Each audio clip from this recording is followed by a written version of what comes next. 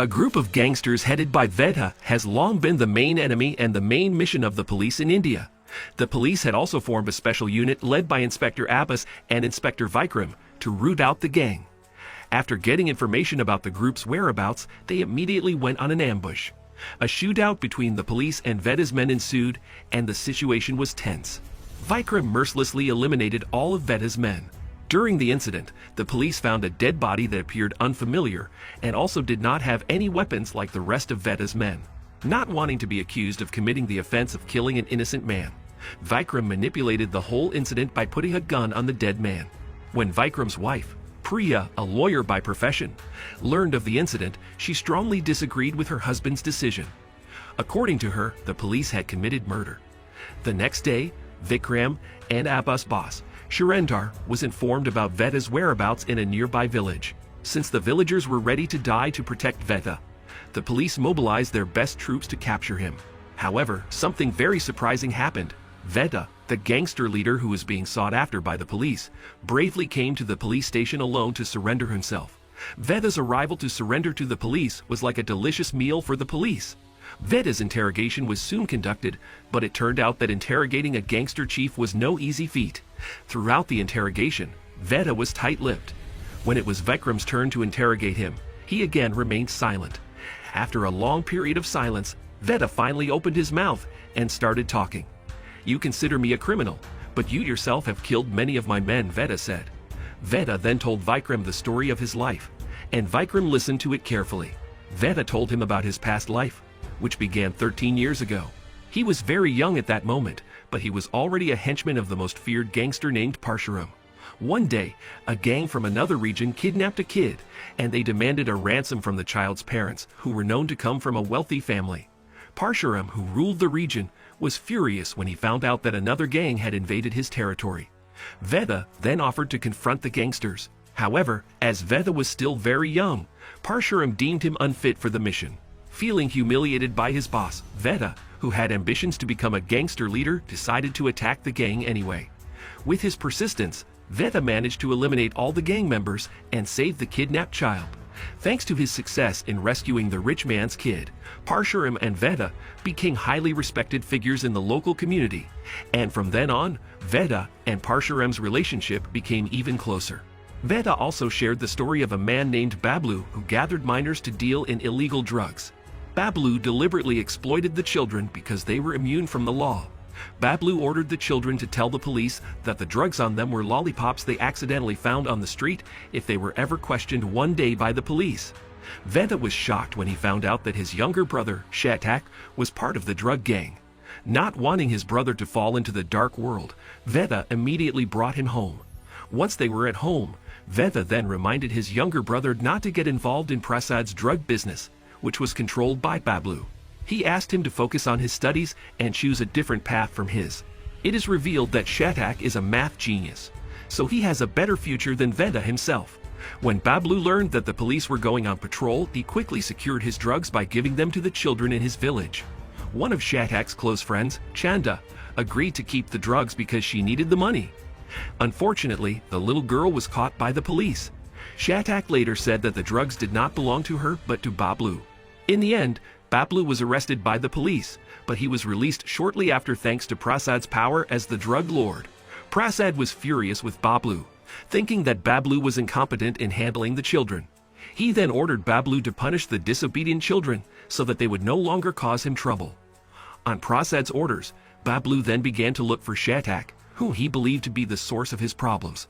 Bablu caught Shatak while he was playing with his friends.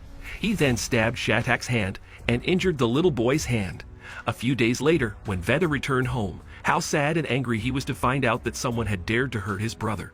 Seething with rage, Veda then attacked Prasad's base for revenge. Back at the police station, Veda suddenly stopped his story and asked Vikram, "Who do you think I should kill, Prasad, who gave the order, or Bablu, who injured my brother?" asked Veda. "I will kill Prasad," Vikram replied. Vikram's answer matched what Veda had done in the past.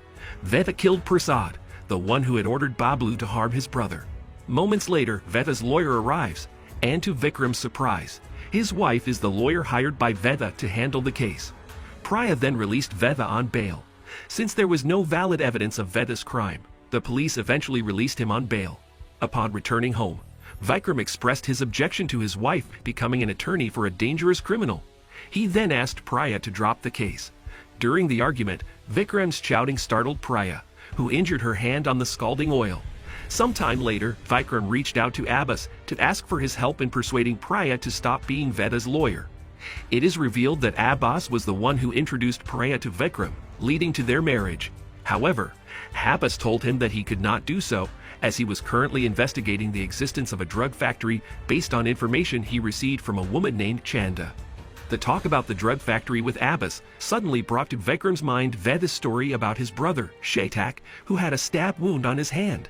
And sure enough, the corpse of the man who was killed earlier did have a scar on his hand. Vikram was panicked when he realized that Veda's visit to the police station was to avenge his brother's death. Vikram's sanity went haywire when he realized that Chanda, the woman who gave Abbas the information, was Shetak's childhood friend. Realizing that Abbas is in danger, Vikram rushed to contact him, but his efforts were in vain. Abbas was unreachable. He suspected that Abbas must have been Veda's target because Abbas was the one who led the special forces when Shetak was killed. Vikram then decided to go to the drug factory. To Vikram's surprise, he found Abbas and Chanda both dead inside the factory. Abbas's death left his wife and kid very sad, as did Vikram. He was very sad to have lost his best friend and partner. Vikram was then determined to punish the culprit who had killed his best friend. He then alleged that Veda was the main suspect in Abbas' murder. However, this was denied by Priya, Veda's lawyer. She has evidence that, at the time of the incident, Veda was out of town. To locate Veda, Vikram secretly tapped Priya's phone. He also followed Priya when she was going to meet Veda to get Veda's signature on a bail paper from the court. However, Vikram's efforts apparently didn't pay off, as the file was only entrusted by Priya to Veda's men. Vikram had not given up, so he followed Veda's men to the town where Veda lived. He then raided all the houses in the area, but Veda had already sensed the arrival of the police, so he fled before the police arrived. As it turned out, Vikram was a very experienced cop. With his investigative skills, he managed to find Veda. Vikram launched his attack on Veda, but strangely, Veda didn't resist at all despite Vikram's punches that kept landing on his face. Furious at Veda's apparent lack of resistance, Vikram intends to kill him. The moment Vikram pointed his gun at Veda, the locals arrived in a mob, and Vikram put a stop to his plan. As many people saw the incident, Veda volunteered himself to be handcuffed and taken to the police station. Instead of taking Veda to the police station, Vikram brought him to the forest and planned to kill him there. When Vikram was ready with his gun, Veda begged Vikram to continue with his story before he died, and Vikram eventually complied. Veda then resumed his story. 3 years ago, in the city of Lucknow, the gangsters attacked each other over territorial power. The grown-up Shetak helped Veda, but he was not as skilled as his brother, so he was often injured. Unable to bear to see his brother beaten by the gangsters, Veda then destroyed everyone who had injured his brother. Worried about his brother, who had to face death every single day, Shetak then persuaded him to go into business. However, Veda, who had been a gang member all his life, was unable to accept his brother's offer, but eventually agreed to provide funds to Shetak to set up a financial company. Shetak, a math genius, succeeded in getting Parshuram interested in investing in his company. However, problems arose when Parshuram's money was taken away by Chanda. Initially, Veda and Shetak thought she had been kidnapped, and they both went looking for her. Because of her love for Shetak, Chanda finally contacted Shetak and apologized for what she had done. Chanda then returned the money, but Chanda's behavior, which had endangered his brother's life, made Veda angry. But luckily, Chanda's life was saved thanks to Shetak, who begged his brother to forgive Chanda because he loved her. In the end, Veda had to give in and follow his dear brother's wishes. After reclaiming Parshuram's money, Veda then returned it. However, Parshuram felt that he had been played by Chanda, so he ordered Veda to kill her. Veda paused the story and addressed Vikram. If I kill Chanda, Shetak's heart will be broken. But if I don't kill her, it means I have to be ready to face my own boss, Veda said. Vikram then replied that if he were in Veda's position, he would stand up for Shetak and fight Parshuram. What Vikram said was true. Out of the blue, Veda hit Vikram with the stone he had been holding while narrating his story to Vikram. Veta then told Vikram that he would do anything to protect Shatak and Chanda by taking them to Mumbai, and that he would fight Parshuram. However, the harsh reality hit him that the police had killed his brother. Therefore, if Vikram wanted to find out the cause of Abba's death, then he should investigate Shatak's death. Soon after, Veta walked away, leaving Vikram in a daze. One day, Veta had a chance meeting with Priya. As it turns out, Veta's intention to hire Priya as his lawyer had been planned beforehand. Through Priya, who is also Vikram's wife, he hoped to get information about his brother's death. Veta then shared with Priya that Shatak was a good boy. He shouldn't have been killed by the police. Vikram and his team began investigating the deaths of Shatak and Abbas. He believed that someone else was involved in causing Shatak and Chanda to be in Lucknow when he and his team conducted the raid. Vikram then looked at some photographs of Chanda's dead body. He found many scars on her body, indicating that she had been tortured to death. He then concluded that Shatak's presence in the place was probably to save Chanda, and he also assumed that someone must have leaked the information about the whereabouts of Veta's men. Vikram then decided to look for the informant. Unfortunately, the informer was killed by a group of gangsters from Mumbai. Vikram then beat up those gangsters because they refused to open their mouths and tell the truth. While he was fighting the gangsters, Vikram was almost killed because he was caught off guard and lacked focus. Fortunately, he was saved by his team members. Vikram then got a key, which turned out to be the key to the informant's room that he was looking for. When he entered the room, he found a box of drug-laced cigarettes. He then figured that the owner of the cigarettes was Veta's henchman, Bablu, the man who took care of Prasad's drug business. It was clear that Veta had been betrayed by his own man, Bablu. However, this discovery does not answer what Bablu had to do with the deaths of Shatak and Abbas. Vikram then sought Priya's help to connect him with Veta so that he could explain to Veta that Bablu had betrayed him. Bablu was the one who hired the Mumbai gang and used the police to get rid of Veta. As soon as he heard Vikram's explanation, Veta was furious. He attacked Bablu's place and killed all of Bablu's men. Veta then took Bablu to the place where Abbas and Chanda were killed. Realizing his cover was blown, Bablu finally confessed that he was the mastermind behind the deaths of Shatak and Abbas. Meanwhile, Vikram has also arrived at the location where Shatak and Abbas were killed. On the orders of his boss, he was assigned to arrest Veta and Bablu. He then pointed his gun at them. However, as the most feared and respected gangster, Veta would not stay idle when someone pointed a gun at him. Before confronting Vikram, he killed Bablu first, right in front of Vikram. Bablu's death left Vikram confused, as he desperately needed information from Bablu about Abba's death. However, Veta told Vikram something that made him even more confused, saying that it wasn't Bablu who killed Abbas. If Vikram wanted to know what really happened, then he had to listen to the rest of his life story. When Veta decided against working with Parshuram, he started his own gang. The group he was leading managed to kill a corrupt legislator in front of the citizens, and from then on, Veta became the most feared gangster. In the meantime, Shatak and Chanda were living happily together in Mumbai.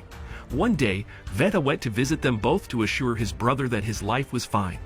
Unbeknownst to him, his meeting on that day was the last meeting he had with his little brother. After visiting his brother, Veta returned to Lucknow. Veta's ruthlessness and ferocity in dealing with his enemies made him the most powerful gangster in the city, and of course this caused envy among other gangster groups, including Bablu. Out of his envy and dislike for Veta, Bablu hired gangsters from Mumbai and bribed a police officer to sweep in and eliminate Veta and his men. The police officer bribed by Bablu turned out to be Abbas, even though he was known as an honest policeman. On Bablu's orders, Abbas framed Vikram and made him the person responsible for Shatak's death. Vikram couldn't believe what he had heard. He didn't think that his own best friend had framed him. Veta then clarified that Abbas was forced to accept the bribe because he needed to pay for his kid's treatment at the hospital. Abbas was forced to do this because the salary he received as a police officer was not enough to pay for the medical treatment his child needed. After hearing Veta's story, Vikram was even more confused about what was good and what was bad. Because of his confusion, he finally released Veta and let him walk away. A short while later, Vikram's boss, Surendhar, and his team arrived. Surendhar was furious when he found out that Vikram had let Veta go. Vikram then explained that Abbas had taken a bribe from Bablu. Abbas was killed when he realized his mistake and planned to rescue Chanda, who had been kidnapped by Bablu. However, Abbas' ambush was unsuccessful, and both he and Chanda died in the process. Vikram's analysis was later refuted by Surendhar, who confirmed that based on the autopsy results, the bullet in Abbas' body came from Chanda's gun. The highly ingenious Vikram was eventually able to find a small loophole in the case. He suspected that some of the policemen had taken bribes from Bablu, including Surendhar and his team, who were living the high life. His suspicions grew stronger when he realized that Chanda was holding the gun in her right hand, whereas according to Veda, Chanda was a lefty. Eventually, Surendhar's cover was blown, and he admitted that he had planned to kill Veda. All this time, he had never managed to catch Veda, who lived like a demon. Surendhar then said that he deliberately kidnapped Chanda to lure Shatak to Lucknow to save her. With the arrival of Shatak, it was certain that Veda would also come to help his little brother. They also deliberately killed Shatak so that Veda would come out of his hideout, but their plan was foiled by Abbas. Not wanting his plan to fall apart, Surendhar inevitably murdered Abbas. How angry and upset Vikram was when he learned the truth. He felt betrayed. Vikram then pointed his gun at Surendhar, but the situation turned around, and he almost lost his life. Fortunately, Veda came to his rescue. The two of them then unite to fight the police, who have gone beyond the path of justice. Vikram and Veda succeed in eliminating those bad cops. At the end of the story, Vikram and Veda point their guns at each other, and Vikram says, "What should I do? Kill or let Veda live?" And Veda just laughs.